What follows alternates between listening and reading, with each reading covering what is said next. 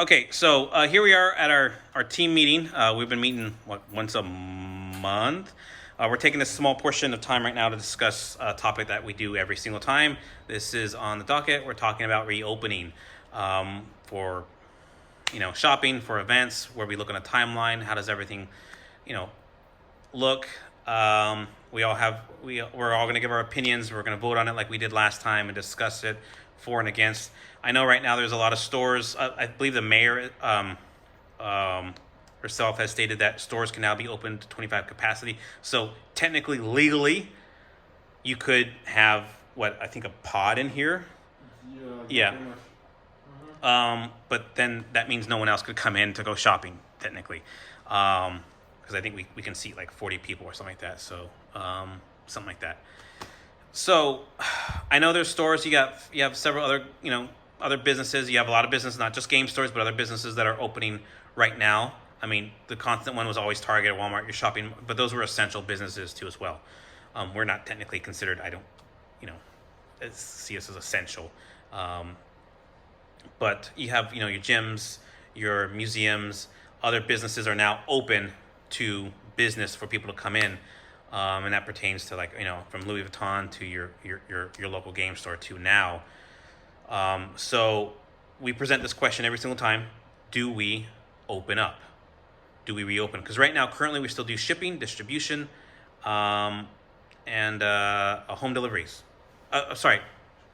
Shipping, curbside pickup.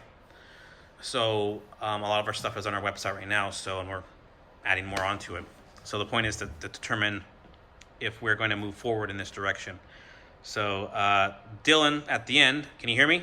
Yeah. All right. So you might speak up a little louder just because you have you're way far away. Everyone here is more than 6 feet away from each other, and we all got our masks. So Dylan, yay or nay? What's your say on this topic? I don't think that there's a way to safely reopen yet, and this comes in the wake of the resurgence of the virus in a lot of states too. It seems like we're on another uptick, even though California's been doing pretty well. But especially with events, I don't think there's a safe way to run a pod in here, because we would still probably want to maintain the 6 feet of social distancing.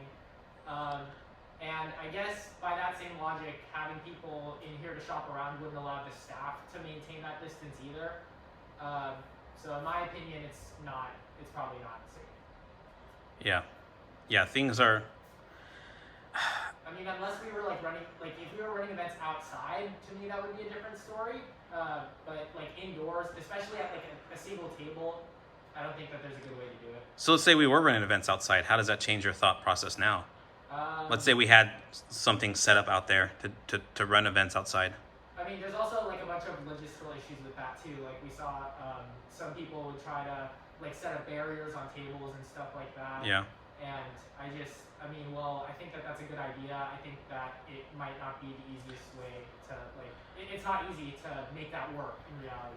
It's cold, and plus I don't know if It's also very hot. it can be hot. It can be cold. The weather's bad. The smoke is bad. I don't think it's okay. All right, I'll get into my opinion later on. But okay, good. Mark, you're up, buddy. I'm on the same agreement that we should not be opening up at this time. And that's Mark right there, because you can't tell who's speaking with her, because everyone has their masks on, so whose mouth is moving. All right, so Mark, just speak a little louder, buddy. All right, yes. I do not believe we should be opening at this time. Logistically, even if we were to try events or doing anything outside, we're competing against the wind, and if we're going to be competing against the wind, we're basically letting the virus be able to float in the area at the same time. So, in trying to make that easier, you're going to be exposing yourself more to COVID. As for coming inside to do it, I don't think it's safe. Whether it's we have to keep keeping stuff sanitized for customers and for ourselves. Even if we're the way our shop is set up for them to walk around, they're going to come in contact with us as the employees within 6 feet, unless we're literally hiding in the corner the entire time. And I don't know about other people's situations, but I have people who are at risk at home, and I can't risk catching this and bringing it home. Yeah. Okay. All right. Good point. Sarah? So I have to agree with both of them. I don't think it's safe for us to reopen yet either. They pretty much said all the points that I had in my head. A couple things that they didn't mention was that we don't have a vaccine yet, basically still running blind into this thing. Also, the logistics is a huge thing because whenever customers leave, we are gonna have to take time and basically wipe down everything that they touch. Or when people do drafts, you are basically touching other people's cards all the time, so that doesn't help either. Another thing is there was a recent study that came out that said people are more likely to catch COVID in a building than outside. We are in a building, no offense to this nice building that we are in. And then With high ceilings, by the way. Yes, very nice building. Another thing is, again, I too live in an apartment building that's pretty much 95% old people. Sorry if people watch this, but I'm speaking the truth. And I don't want to bring that in and have like the old lady on the third floor catch it and get horrendously sick, because I would feel like a terrible person. Yeah. And I know we're touching on events too as well, but how about just opening for, I think some of you touched on it, opening up for sale, for purchase. It's kind of hard to 6 feet in here, especially if I mean, we're set up like we were. Yeah. Like before COVID. I'm talking about like pre-COVID. Yeah. Like it was basically impossible to 6 foot distance in here. And letting customers in, that's just a risk to everybody else because it would be hard for 6 feet. Also, they're going to be looking at the games, they're going to be touching the games, they're going to be looking at how you play, that kind of thing. So like we're going to like, it's just a whole logistical issue that just doesn't make any sense. Right. To me. Okay. Tevin. I think we should open. Totally kidding. Don't do that. I'm sorry. No. In all honesty, yes, as a business, if we were to open, we'd make some more money and our customers would be happier somewhat, but the risk involved does not outweigh the pros involved. I'd rather not open until we're 100% safe, 100% sure we can keep everyone safe. Like, I want to play Magic, I want to play with my friends, and I personally don't like online that much. I like playing the cards. Some people do, some people don't. Perfect, whatever. But until I'm sure we can keep us safe as we're doing this, it's not worth the risk. I don't want to host an event and 8 people have COVID now, 9 people have COVID now because we wanted to have people draft in our store and whatnot. As for people browsing, honestly, at this moment, like, we know our stuff. We can kind of help guide you into what you're looking for, show you what it is. We can give you the same service. You don't need to come in for it. At that point, it's just randomly walking around the store and risking COVID to buy a board game because you just wanted to pick up a board game. Yeah, risking it on us and risking it on them too as well. On you, on us, our family, your family, people you walk by, whatever. It's just not worth the risk just to pick up a board game. And I think you mentioned this once before. Like, if one of us gets sick, I mean, our distribution, everything, it just shuts down. I mean, because we got to figure out who's in. And granted, a lot of you are separated from one another too as well when we're working on different shifts because it's rarely do we ever have everybody here. It's just a once a month type of situation. So it's nice that we can bring everybody in together for a little bit. But it's like if one person, I mean, that shuts production down completely for like 14 days, maybe even longer, where we just stop making money, period.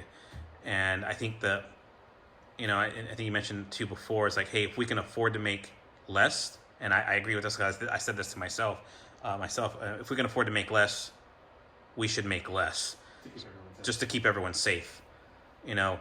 I keep saying this, and I feel like every month or maybe every week I'm getting pressure to open up, and you guys see it because I'm like, guys, look what's going on, look what's happening, look what they're doing, and I feel the pressure from consumers, and I know all of you have seen this, and you've all had customers do this. They come to the door, and they go, "I can't come in," and we're like, "No, I'm sorry." We explain it to them, and they're like, "Oh, they're okay," but then they don't. Sometimes a lot of times they don't. I think there's been a couple that have gotten upset over it. Like, I can't come in, and threw a little bit of a fit, and those ones actually walked away. We have some that have walked away, just never came back after, like, okay, sure, it's fine, and they just went away. And we have some that actually would, stand there and they would buy, and that would be fine, and we'd help them out. But I wasn't getting this many people asking, hey, can I come in? Before it was like, I acknowledge, I understand, but now it's like, can I come in? I can't, and it's always like, I can't. And I feel it's weird that I have to remind them like this isn't over. Like Sarah says, there's no vaccine, there's no cure, and as Dylan says, there's a surge right now happening in a lot of states of the cases, and plus we're going into the winter, which is supposed to be flu season, and in combination with what's going on right now, it's still real, it's still out there, and I feel it would be like I still believe this: if we can afford to make less, we make less. Okay, I brought you all back. I was able to get you all to come back. We worked hard to get everyone to come back, and we're still doing pretty well. And we could do better, but I feel like if we can afford to make less, we do so. We're still doing okay with curbside pickup. We're still servicing all the customers. We're working on new ways to reach out to them too as well. I feel it would be irresponsible for us to host events. And I said this once before, and I remember early in March to say, hey, we should have the plexiglass and get this set up. But the whole argument about having the drafts and the plexiglass and the events is that, one, even if it's outside or inside, someone sitting there can have it. And when they move to go to another seat to sit somewhere else to play the other person, whatever is there is still there unless you constantly clean that specific area. And with drafts, you're constantly handing packs to one another. Okay, you got shared land unless you're bringing your own land. And then there's the logistics of having to clean up every section. How are they? I mean, even if they're sitting next to each other during the draft, that's not 6 feet. The masks are helpful; they work, but social distancing is great. You cannot and should not be drafting next to someone who's 1 foot apart from you. That's not 6 feet. And in my opinion is it would be irresponsible for us to be hosting drafts. It's not right. Even if it says legally, yes, we can have 25% capacity and we can have a draft. You can do everything you possibly can, I guess, to get everything and get it prepped up and ready. But there's still a risk. There's still a big risk. And I have family at home that are immune compromised because I have 2 family members that just beat cancer this year. And I mentioned that before, and I don't want to put them at risk. Mark, you live with some parents too as well. Sarah, you live with a bunch of old people in your neighborhood. Dylan, you're strong enough; you probably could handle it, but nonetheless, you still don't want to get that. And then Tevin lives with a lot of family too as well. So I guess to finalize, it's in my opinion and my decision.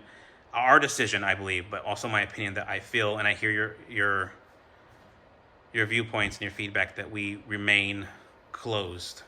We'll revisit this every month to have a discussion, despite some of the pushback we're hearing from some customers where I can't come in, and from other stores attempting to push the envelope to see how far they can normalize things with customers. I feel if we can afford to make less, we make less. Period. That's it. I'm not going to put customers' health at risk and our health at risk, and that's it. What say you? Yep. What say you? All right. The eyes were not opening. No. We are opening? No. Oh, no. Okay, open the doors. Wait, All right. what? No. No, the air's unhealthy. Oh, yeah, that too. You just talked about this. We're not opening our doors, customers. All right. Okay, so that's it. We'll reconvene this meeting. Thanks, guys. Appreciate it. You guys want to say bye to everybody? Bye. All right. Peace out.